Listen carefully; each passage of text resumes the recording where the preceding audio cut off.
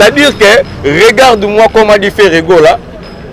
Je suis désolé, comme a dit Héritier Watanabe, de ton comportement, de ta méchanceté, de ce qui est, tu es jaloux toi. Oh. Tu es jaloux, comme tu es jaloux, je t'oblige de me regarder. Et ensuite, je te dirai, je suis désolé de ta jalousie.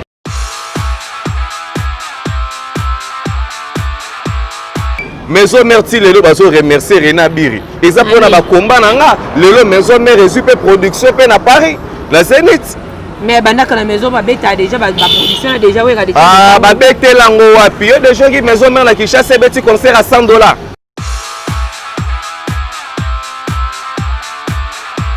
Prendre que ndoki ya kotika la kaka ndoki na misala na mabe.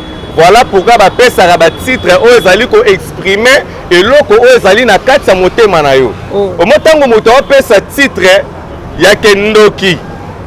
Oh, c'est que yo moko la ndoki. Comment qu'on soit titre loko la ndoki? C'est-à-dire que makambo to lobaka et reflétera image ya o ezali dans ton intérieur.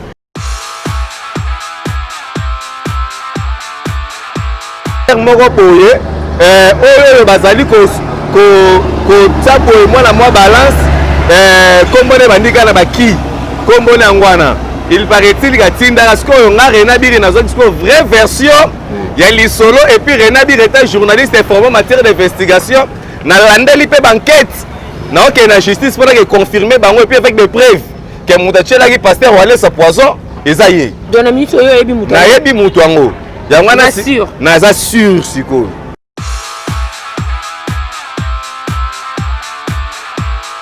Et changement te ko finga yo mais lelo comme le ko mais ko soit vidéo ya kala vidéo batu babosana oyebi ba vidéo mususu batu mususu batali yango loko ba vidéo na e blessa makasi le roi de la forêt le roi de la forêt ça fani matali ba vidéo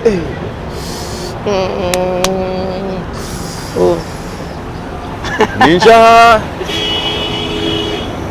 kamate oh moi ce que boule kaka yo moko vraiment.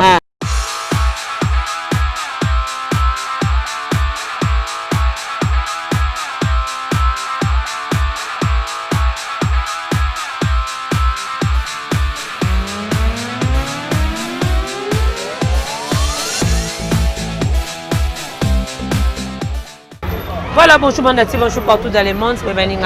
Les petits à la méditation, on s'abonner massivement de notre TV officiel. Dans le but de notre TV officiel, la chaîne à jeune, c'est la chaîne responsable. À ma patron de Rambatona, à notre TV officiel. Vous avez toujours pour s'abonner massivement. L'actualité qui est contre bêta, ma solo news pour un mamoutonio, sauf rien d'émission de ce que les canaux d'actualité tout et que les canaux à notre TV officiel. Bon, nous avons un invité spécial. Autre mais quelque chose fondamentalement pour que mon na été qu'est-ce qui se passe du internet est comme tombé pour naie vidéo ya kala ezondi to me kampe ko sola nae ni bali ba c'est plutôt mettre ma solo ya yemo ko Héritier Watanabe o bongo a ko yembela biso ba mère a ko yembela biso ba sœur ba lobi désolé donc désolé pour nanga en tout cas vraiment désolé on a bien invité spécial nangai Abiran ko bien honorable parce que et puis nanga la tana se comporte quoi honorable honorable Abir bonjour. Voilà, bonjour d'ailleurs et puis bonjour dans votre tout la biso monde entier. Doyo momono ba style ba vient na biso Francis Kalombo 2006 na parlement. Donc si le depuis Fatika parlement mutalata ba bilora boyazate. Donc merci beaucoup à la cause à nostra la poule Gamontona Tembe, l'homme de mi-ange, mi-démon, merci à Pongo Pontiac Tangile. Merci beaucoup à toi le pasteur Papi Chef Unakati à Belgique ou à Nazota Labiso, pourquoi pas dire truc merci à maman Mimi Moujeka. Maman la Chris Kalanda, Céline Moujinga, ouais, tout bambo théâtre. Merci beaucoup à Paola Schengen Kula Londres, Paul Overi de Souza, Rena Biraza, ba question c'est Bikabiso la Timouata. Toujours, il faut toujours bien s'habiller comme des responsables. Non seulement comme des responsables, mais parce que nous sommes aussi des responsables. Voilà. Ok, merci beaucoup à Francis Balingi. Francis Balingi, c'est mon grand frère préféré. Donc, nous, comment on a se respecté à Makasi, Francis Balingi. René Abiriboni.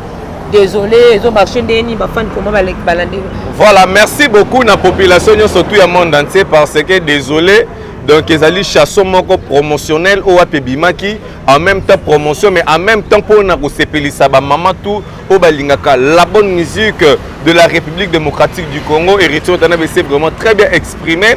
Yo moko tali lelo na YouTube et combien elengi ba nombre de vies vraiment ya kolobela kutu ezalité. Notre artiste fait vraiment très bien son travail avec impact na idéologie.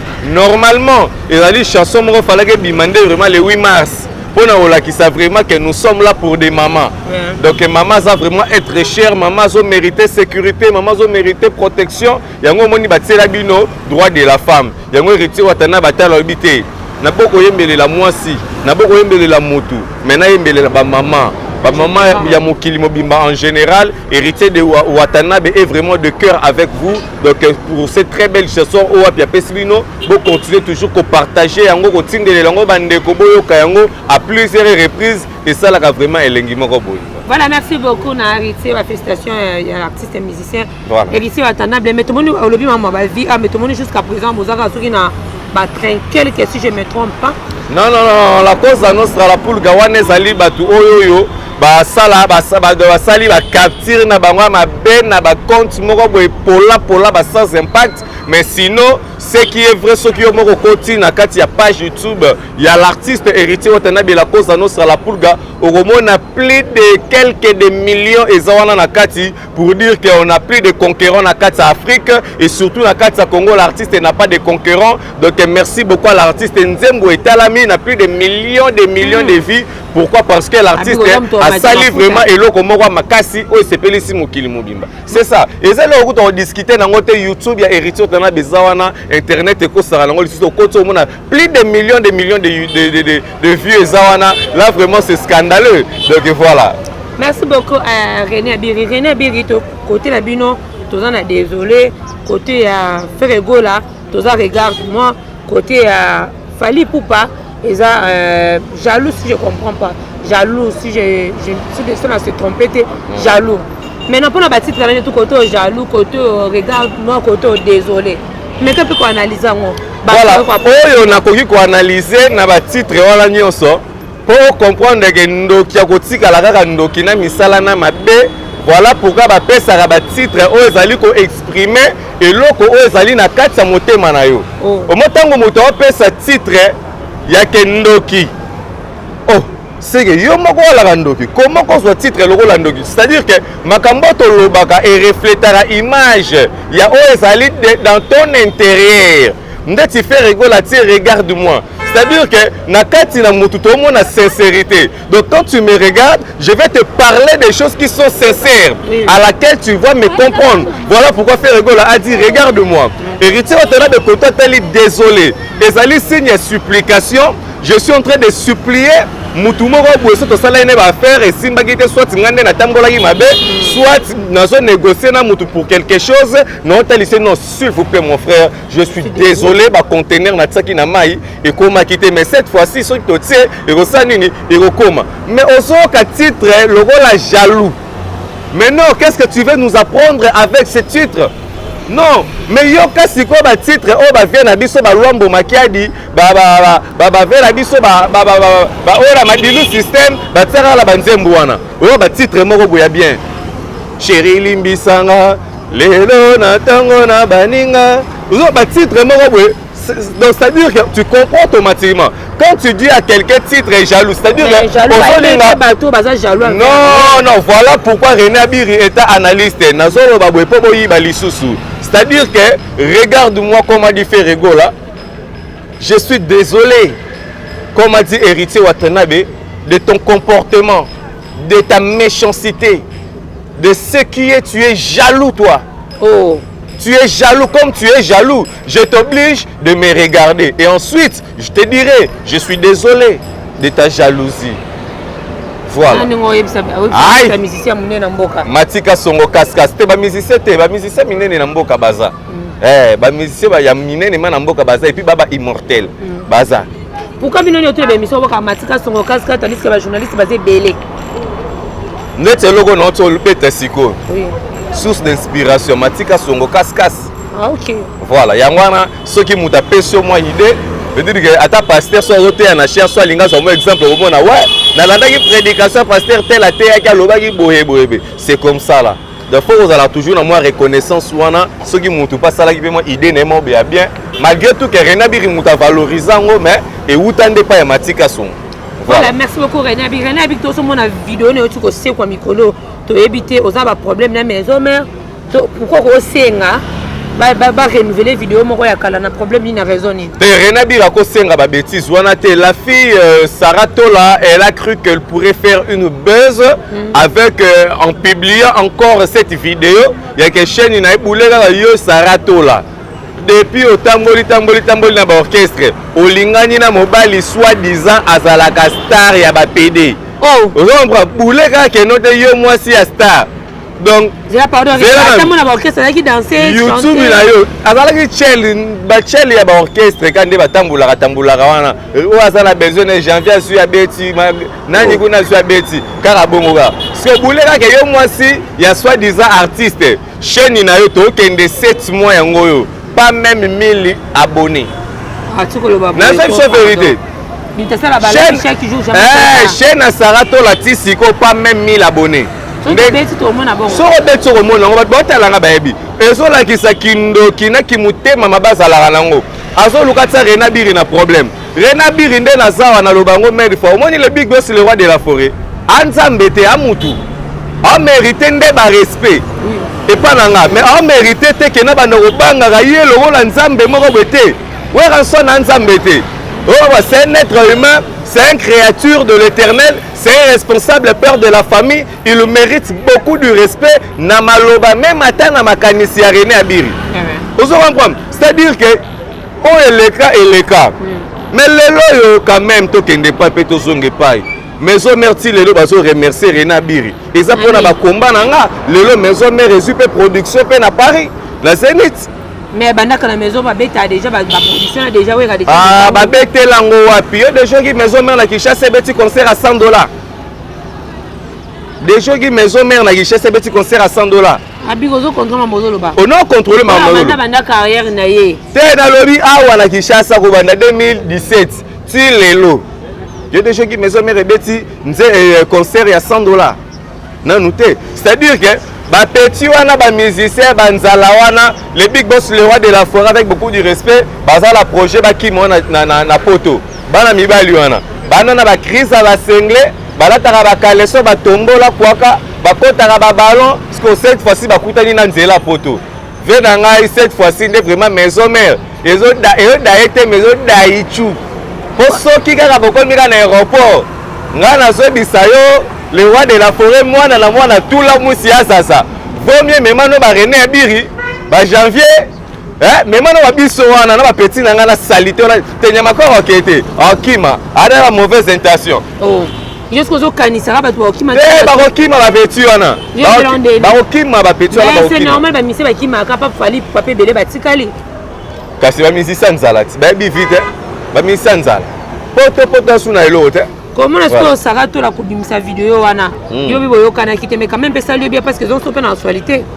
René Abiri naza ete non René Abiri chaque jour na la actualité le gonde ti lobby il faut ya mbanga ce qu'on émission on robeta ma ba costume même mibimba to solo la masolo ya ndenge ba kendaki kote la pasteur wale sa poison bon kanga yo kana lute oh to ko solo la masolo yango eza ba rimer ndenge zo tambola batela ki pasteur yo rimer on confirmer si caméra nalina confirmer ngote na lobby ndeke biso tu na Congo mobimba toyoki.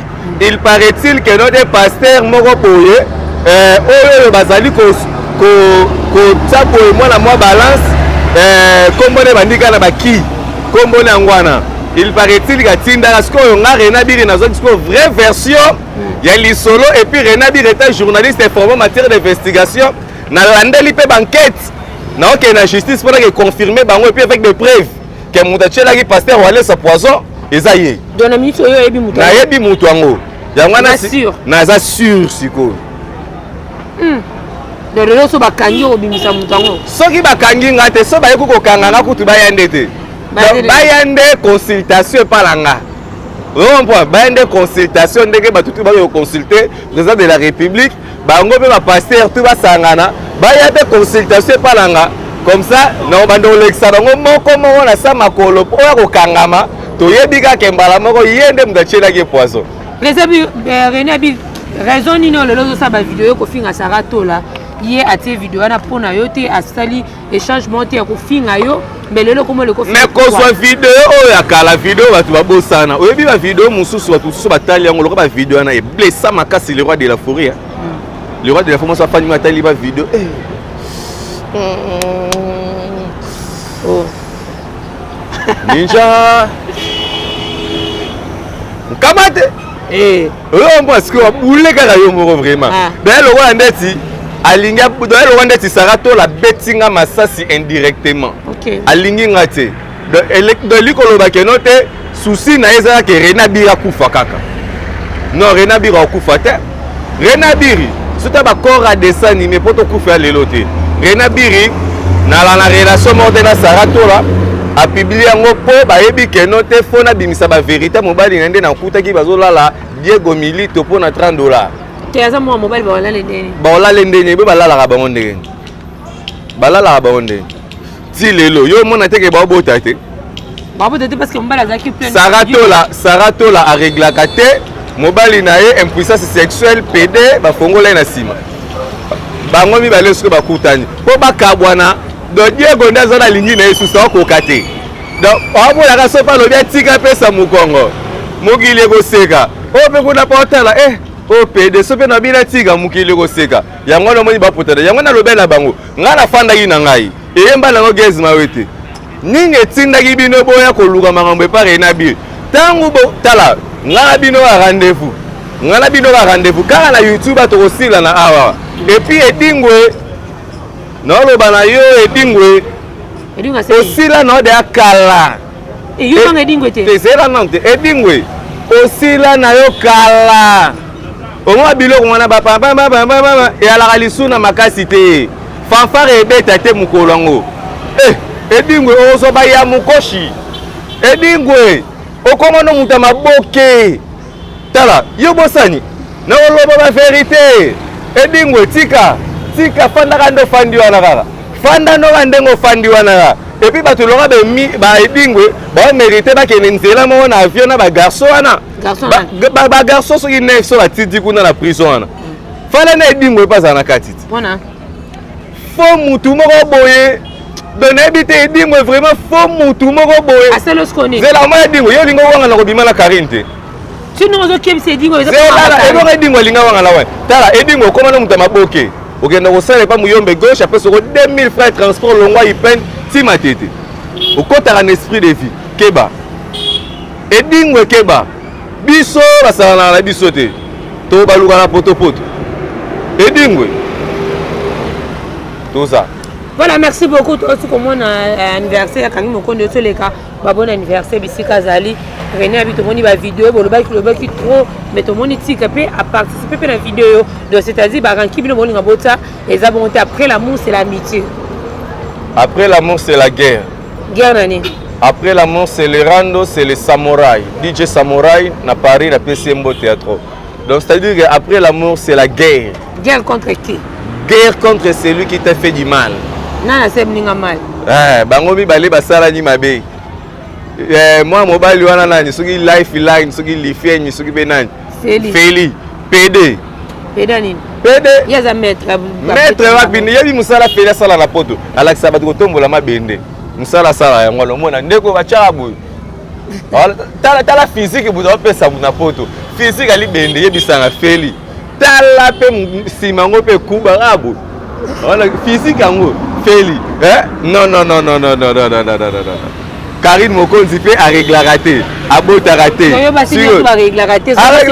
Karine alata comment Karine ngazana condition ba pesa et peding alata rakale so rouge. Boye ngangane ndeza edingwe. Ngangane edingwe babima na edingwe. Ndenga zana akobota lambali msuste ke edingwe. Bulela edingwe dakoti menopause sikoy botata. Edingwe koli trop legina Abraham kuta alela 300 alela wanga.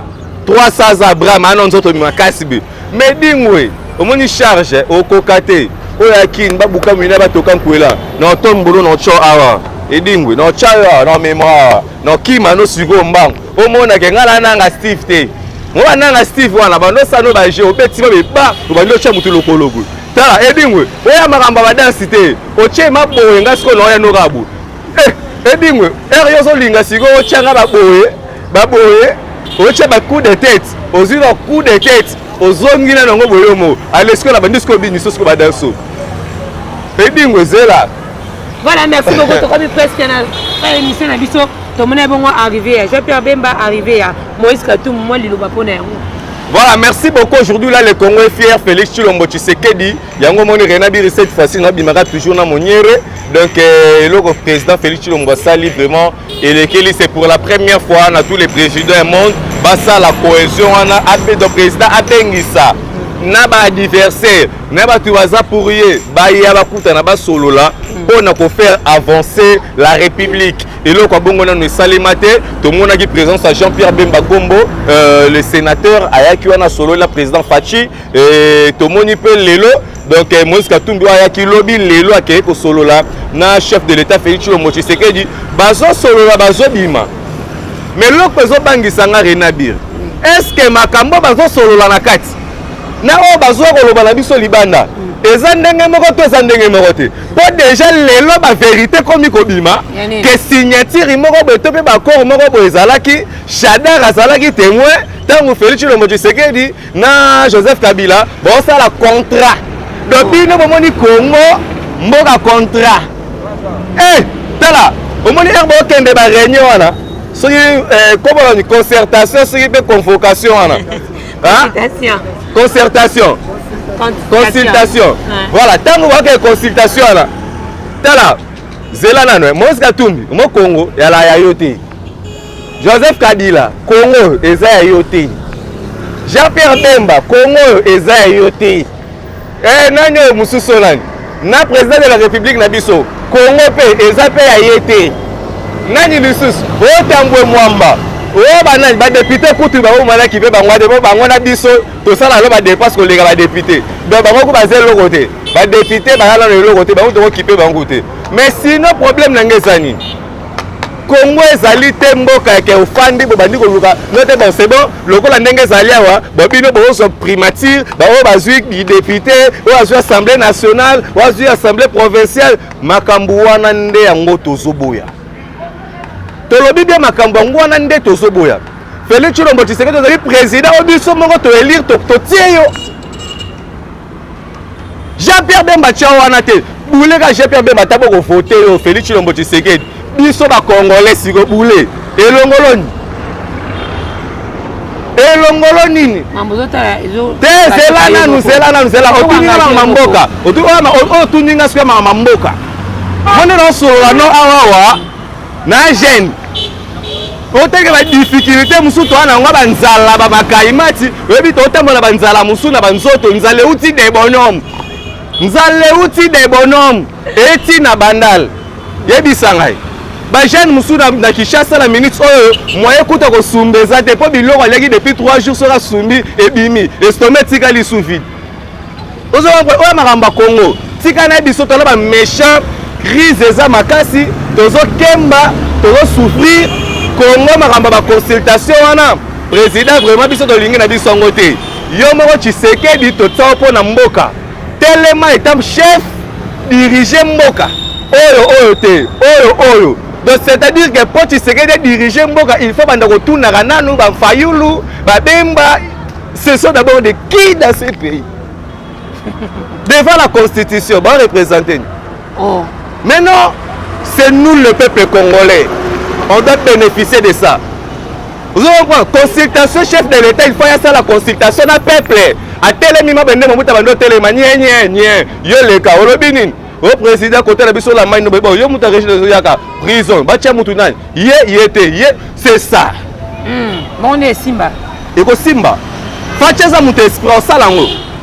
C'est-à-dire que banani wana tu wana ba distraction ba théâtre politique ba biloko wana nde tozoboya et koya ko bomisa président la biso un jour pour mutu tozo kende kota la président o kena ba manaka na ye ba tumusu ba kota wana ba da bien travailler bien travailler déjà on a ba kotima boye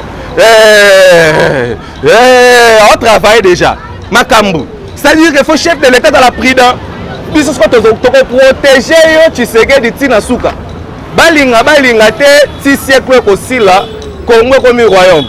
Voilà, merci beaucoup René Abili, grand merci beaucoup Mouyampala Blash Mouyampala, grand merci la fan de Dodo TV officielle, ba dédicace na batu na bosente Francis Balingi, grand bisou na. Voilà, Chandel Batan tout maman paradis donc Paola Schengen qui l'a Londres moi so zamba 8 ans ko gela pendant une année na bozo bo comprendre bande wala méchant pona mboko vraiment na habité quoi.